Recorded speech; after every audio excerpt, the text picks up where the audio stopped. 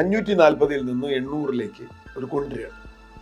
800 കൊണ്ടുവരും, 800-810 അതിന്റെ ഉത്തരേന്ത്യ മൊത്തം കൈയടക്കാൻ. അപ്പൊ എന്ത് പറ്റുന്ന വെച്ചാൽ ഇതിൽ മഹാഭൂരിപക്ഷം സീറ്റും ഈ പ്രദേശത്തേക്കാണ് വരിക. ഇന്ത്യ ഒരു ഫെഡറൽ രാജ്യം, ഫെഡറലാണ്. സംസ്ഥാനങ്ങൾക്ക് ഉള്ള അധികാരം പ്രധാനമായും അവർക്ക് നമ്പർ ഓഫ് MPs ആണ്. ഇത് വരുമ്പോൾ എന്ത് പറ്റും വെച്ചാൽ കേരളത്തിലെ MP-മാർ 20-22 ആവും. ഒരു ചെറിയ വർധനവ്. തമിഴ്നാട് 40-44 ആവും. നേരെ മറിച്ച് UP-യിൽ ഇപ്പോൾ 80-160 ആവും.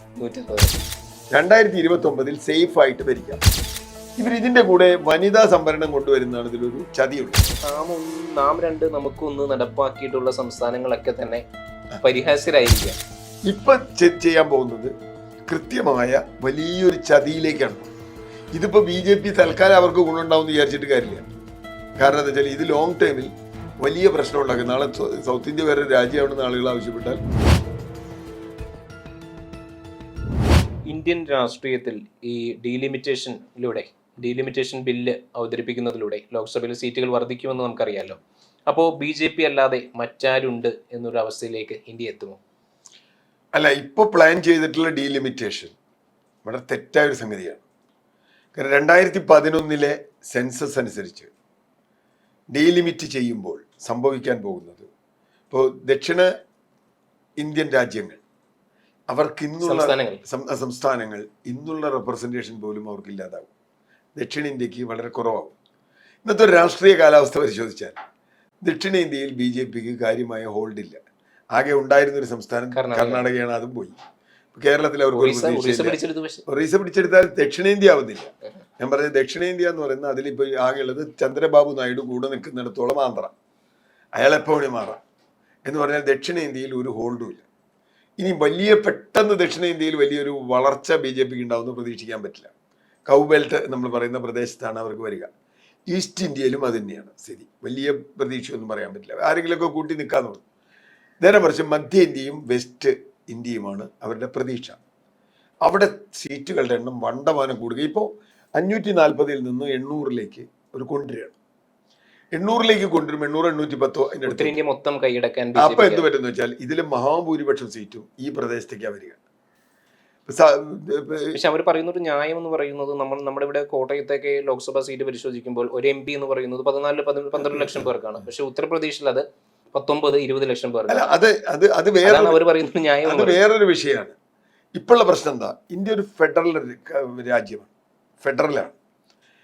സംസ്ഥാനങ്ങൾക്ക് ഉള്ള അധികാരം പ്രധാനമായും അവർക്ക് നമ്പർ ഓഫ് MPs ആണ്, MP-മാരുടെ എണ്ണാണ്. 540 20 MP-മാർ കേരളത്തിൽ നിന്ന്, 39 MP-മാർ പോണ്ടിച്ചേരി അടക്കുകയാണെങ്കിൽ 40 MP-മാർ തമിഴ്നാട്ടിൽ, 28 MP-മാർ കർണാടകയിൽ നിന്ന്. ഇങ്ങനെയാണല്ലോ ഇപ്പോൾ ഇതിൻ്റെ ഒരു സിറ്റുവേഷൻ. ഇത് വരുമ്പോൾ എന്ത് പറ്റും വെച്ചാൽ കേരളത്തിലെ MP-മാർ 20-22 ആവും. ഒരു ചെറിയ വർധനവ്. തമിഴ്നാട് 40-44 ആവും. നേരെ മറിച്ച് UP-യിൽ ഇപ്പോൾ 80-160 ആവും. അത് ഒരു കാലത്തും അംഗീകരിക്കാൻ പറ്റാത്ത സംഗതിയാണ്. അത് അംഗീകരിച്ചു കഴിഞ്ഞാൽ ചുരുക്കി പറഞ്ഞു കഴിഞ്ഞാൽ BJPക്ക് ഇന്ത്യ ഭരിക്കാം. അല്ല, BJPക്ക് ഭരിക്കാൻ പറ്റുന്നുള്ളത് പ്രതീക്ഷയൊക്കെ മുഴുവൻ നിൽക്കണ്ട. കാരണം അതിൽ വേറെ പ്രശ്നങ്ങളുണ്ട്. പക്ഷേ എങ്കിൽ പോലും തൽക്കാലം 29 അവർക്ക് ഭരിക്കാം. 2029 സേഫ് ആയിട്ട് ഭരിക്കാം. ഇതിന്റെ കൂടെ വനിതാ സംവരണം കൊണ്ടുവരുന്നതാണ് ഇതിലൊരു ചതിയുള്ളത്. അതൊരു ഗൂഢതന്ത്രമാണ്. വനിതാ സംവരണത്തിനെ എല്ലാവരും പിന്തുണയ്ക്കുന്നുണ്ട്. നമ്മളൊക്കെ പറയുന്നത്, ഞാൻ 50% സ്ത്രീകൾക്ക് വേണമെന്ന് പറയുന്ന ആളാണ്. ഇപ്പോൾ 20 സീറ്റിൽ 10 സീറ്റ് സ്ത്രീകൾക്ക് സംവരണം ചെയ്യണമെന്ന് പറയുന്ന ഒരാളെ പാർലമെന്റിലേക്ക്, അസംബ്ലിയിൽ 70 സീറ്റ് സംവരണം ചെയ്യണം. നമ്മൾ പഞ്ചായത്തിൽ നമ്മൾ ചെയ്യുന്നില്ലേ? നമ്മൾ എത്ര നന്നായി ചെയ്യുന്നു പഞ്ചായത്ത് മുനിസിപ്പാലിറ്റി. ആക്ഷേപം എന്ന് പറയുന്നത് കാര്യങ്ങളൊക്കെ ചെയ്യുന്നത് പുരുഷന്മാരല്ല. അതൊക്കെ വെറുതെ. ഞാനത് അങ്ങനെയൊന്നും വിശ്വസിക്കുന്നില്ല. അതൊക്കെ ഒരു കാലത്ത് ഉണ്ടായിരുന്നു. ഞാൻ ജനകീയാസൂത്രണവുമായി ഏറ്റവും കൂടുതൽ ബന്ധപ്പെട്ട് പഞ്ചായത്ത് ഡീസെൻട്രലൈസ്. ഇന്ന് അങ്ങനെയൊന്നുമല്ല. നല്ലതിനും ചീത്തയ്ക്കും ഒക്കെ സ്ത്രീകളൊപ്പമുണ്ട്. നമുക്ക് PK ശ്യാമള ആന്തൂർ നഗരസഭാ ചെയർപേഴ്സണായിരുന്നു ചെയ്ത കാര്യം നമുക്കറിയാലോ. അപ്പൊ അത് അങ്ങനെയൊക്കെ ഉണ്ട്, തിരിച്ചുകൊണ്ട് നന്നായി ചെയ്തിട്ടുള്ള എല്ലാ പാർട്ടിയിലും. അപ്പൊ സ്ത്രീകൾ അധികാരത്തിൽ വന്നാൽ എന്തെങ്കിലും കുഴപ്പമുണ്ടാവും എന്ന് വിചാരിക്കുന്ന ഒരാളൊന്നും അല്ല ഞാൻ. പലരും ഉണ്ട്. അപ്പൊ പലരും അവരുടെ കുഴപ്പങ്ങളും ഗുണങ്ങളും ഒക്കെ ഉണ്ട്. അപ്പോൾ വനിതാ സംവരണമല്ല ചോദ്യം, ഡീലിമിറ്റേഷനാണ്. ഇനി ഡീലിമിറ്റ് ചെയ്യണമെങ്കിൽ ഏറ്റവും പ്രോബബിളായി ചെയ്യാവുന്ന ഒരു കാര്യം എന്താണെന്നറിയും. ഇപ്പോൾ 50% സീറ്റ് വർദ്ധിപ്പിക്കണം. അപ്പൊ 3-1 എല്ലാ സംസ്ഥാനത്തും 50% വർദ്ധിപ്പിച്ചു. കേരളം 30 ആക്കിക്കോട്ടെ. അങ്ങനെയല്ല വിഷയം. അവിടെയാണ് പ്രശ്നം. അപ്പൊ റെപ്രസെന്റേഷൻ അപ്പൊ ചുരുക്കി പറഞ്ഞു കഴിഞ്ഞാൽ ദക്ഷിണേന്ത്യൻ സംസ്ഥാനങ്ങളിൽ വനിതാ റെപ്രസെന്റേഷനും വലിയൊരു കാര്യമായിട്ടുള്ള വർധനവ് ഉണ്ടാവുന്നില്ല. ഉണ്ടാവില്ല. അതും ഉണ്ടാവില്ല. വനിതയുടെ ഉണ്ടാവില്ല, പുരുഷന്റെ ഉണ്ടാവില്ല, ഒന്നും ഉണ്ടാവില്ല, ജനറലും ഉണ്ടാവില്ല. ഞാൻ പറഞ്ഞത് പക്ഷെ ഇത് BJP നടപ്പാക്കാൻ കഴിയുമോ? 2/3 ഭൂരിപക്ഷം അവർക്കില്ല. അപ്പൊ നടപ്പാക്കാൻ ഡീലിമിറ്റേഷൻ ഇങ്ങനെ നടപ്പാക്കാൻ പറ്റില്ല. ഞാൻ പ്രതീക്ഷിക്കുന്നത് അവർ ഈ ഫോർമുലയിലേക്ക് എത്തുന്നതാണ്. എല്ലാ സംസ്ഥാനത്തിനും 50% ആവുക. അപ്പൊ ഈക്വൽ ആവുമല്ലോ. കേരളം 20-30 ആവും, തമിഴ്നാട് 40-60 ആവും. എന്നാലും നഷ്ടം ആർക്കാണ്? അല്ല, എന്നാൽ പോലും ഞാൻ പറയുന്നത് അപ്പോഴും നഷ്ടം ദക്ഷിണേന്ത്യൻ സംസ്ഥാനങ്ങൾക്ക് തന്നെ. ദക്ഷിണേന്ത്യൻ സംസ്ഥാനങ്ങൾക്ക് ഉണ്ടെങ്കിൽ പോലും ഒരു മര്യാദയുണ്ട് അതിന്. ഇപ്പോൾ അതിനൊരു പ്രൊപ്പോർഷണൽ ആണല്ലോ. അപ്പോൾ 800 സീറ്റിൽ 401 സീറ്റ് വേണം. 401 സീറ്റ് വേണമെങ്കിൽ അതിന് ആ പ്രൊപ്പോർഷനേറ്റ് ആയിട്ടുള്ള സീറ്റ് ഇവിടെ കിട്ടുമല്ലോ. ഇപ്പൊ ചെയ്യാൻ പോകുന്നത് കൃത്യമായ വലിയൊരു ചതിയിലേക്കാണ് പോകുന്നത്. ഇതിപ്പോ BJP തൽക്കാലം അവർക്ക് ഗുണമുണ്ടാവും എന്ന് വിചാരിച്ചിട്ട് കാര്യമില്ല. കാരണം എന്താ വെച്ചാൽ ഇത് ലോങ് ടൈമിൽ വലിയ പ്രശ്നം ഉണ്ടാക്കും. നാളെ സൗത്ത് ഇന്ത്യ വേറെ രാജ്യമാണെന്ന് ആളുകൾ ആവശ്യപ്പെട്ടാൽ പോലും പറയാൻ പറ്റില്ല. കട്ടിങ് സൗത്ത് അങ്ങനെ പറഞ്ഞുകൂടാന്നില്ല. നാളെ അങ്ങനെ ഒരു വാദം ഉയർന്നു വരാം. നമുക്ക് പറയാൻ പറ്റില്ല. ലോകത്ത് പല രാജ്യങ്ങളും അങ്ങനെ ഉണ്ടായിട്ടുണ്ട്, അങ്ങനെ വളർന്നിട്ടുണ്ട്. പണ്ട് സ്വതന്ത്ര തിരുവിതാംകൂർ എന്ന് പറഞ്ഞ് വാദിച്ച ഒരു സ്ഥലമാണ് കേരളം എന്നും കൂടി ആലോചിക്കണം, 1947. അപ്പോൾ അത്തരത്തിലുള്ള വിഘടനവാദം വരാതിരിക്കണമെങ്കിൽ നിങ്ങളുടെ റെപ്രസെന്റേഷൻ കുറയാതിരിക്കണമെങ്കിൽ അതിനനുസരിച്ചുള്ള ഡീലിമിറ്റേഷൻ ചെയ്യണം. അല്ലാതെ ഇപ്പം എന്താ വെച്ചാൽ ഇപ്പോൾ രാജ്യസഭാ മെമ്പർമാർ എങ്ങനെയാ? കേരളത്തിൽ ഇത്ര 9 പേര്, തമിഴ്നാട്ടിൽ നിന്ന് 16 പേര്, അങ്ങനെ എന്തുവാണ് 18 പേരാണ്. ഓരോ സംസ്ഥാനത്തിൽ നിന്നാണ്. അതുപോലെ ലോക്സഭയിൽ. അപ്പൊ ലോക്സഭയിലെ പ്രൊപ്പോർഷണൽ റെപ്രസെന്റേഷൻ കുറയ്ക്കാതെ ഒരുപക്ഷെ BJP അവസാനം അതിന് തയ്യാറാവുമെന്നാണ് ഞാൻ പ്രതീക്ഷിക്കുന്നത്. 50%. അപ്പോൾ ഒരുപക്ഷെ പ്രതിപക്ഷത്തിന് അത്ര എതിർക്കാൻ പറ്റില്ല.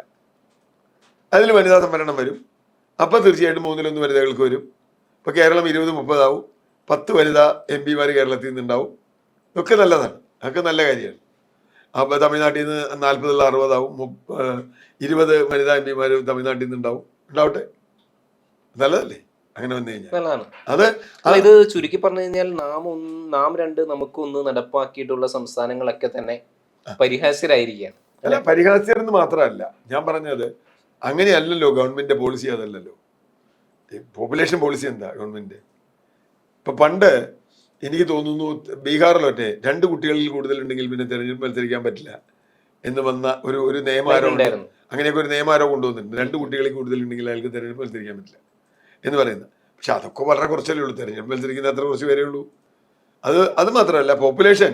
ഇപ്പൊ നമ്മൾ നേരത്തെ നിങ്ങൾ പറഞ്ഞ പോലെ കേരളത്തിൽ മലബാറിൽ പോപ്പുലേഷൻ കൂടുന്നു എന്ന് പറയുന്ന പോലെ തന്നെയല്ലേ ഇതും. അപ്പോ അത് തെറ്റാണെങ്കിൽ ഇതും തെറ്റാണല്ലോ. അവിടെയാണ് പ്രശ്നം. പോപ്പുലേഷൻ അൺബാലൻസ് പല കാരണം കൊണ്ടുണ്ടാവാം. ഇപ്പൊ നഗരവൽക്കരണം വരുമ്പോൾ പോപ്പുലേഷൻ കൂടാം, ഡെൻസിറ്റി കൂടാം. ഇപ്പൊ കേരളത്തിൽ ഇനി പോപ്പുലേഷൻ ഡെൻസിറ്റി കൂടാനില്ല, ഓൾറെഡി കൂടുതലാണ് നമ്മുടെ പോപ്പുലേഷൻ ഡെൻസിറ്റി. നമ്മുടെ കോസ്റ്റൽ ഏരിയ, മറ്റേ സിറ്റി ഏരിയ ഒക്കെ. അതുകൊണ്ട് പോപ്പുലേഷൻ ഡെൻസിറ്റി കൂട്ടി ഇനി നമ്മൾ സീറ്റ് കൂടുതൽ മേടിക്കാം എന്ന് വിചാരിക്കുന്നതിൽ കാര്യമില്ല. അതുകൊണ്ട് ഇത് വിജയകരമായി നടപ്പാക്കണമെങ്കിൽ യഥാർത്ഥത്തിൽ ഇപ്പോൾ 540-150 സീറ്റ് സ്ത്രീകൾക്ക് കൊടുക്കുകയാണ് അതിന്റെ മര്യാദ. കേരളത്തിൽ 7 സീറ്റ് കൊടുക്കുക, 20 സീറ്റിൽ 7 സീറ്റ് സ്ത്രീകൾക്ക്, തമിഴ്നാട്ടിൽ 14 സീറ്റ്, അങ്ങനെ കൊടുക്കാം. അതാണ് ശരിക്കും ചെയ്യേണ്ടത്.